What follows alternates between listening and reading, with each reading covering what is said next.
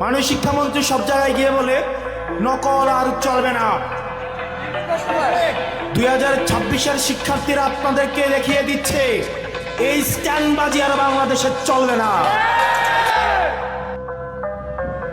হাঁটু সমান পানিতে, বুক সমান পানিতে 2026 সালের এইচএসসি পরীক্ষার্থীদের আপনি ডুবিয়ে ডুবিয়ে আপনি পরীক্ষা দিতে বাধ্য করেছেন।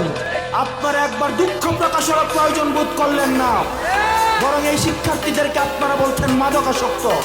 শিক্ষামন্ত্রী, আপনি যাদেরকে ফার্মের মুরগি বলছেন, এই ফার্মের মুরগিরা রাস্তায় এসেছে বলে আজকে শিক্ষামন্ত্রী হয়েছেন।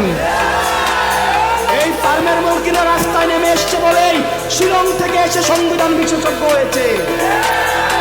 এই ফার্মের মুরগিরা রাস্তায় এসেছে বলেই আজকে লন্ডন থেকে এসে বাংলাদেশের প্রধানমন্ত্রিত্ব করছে।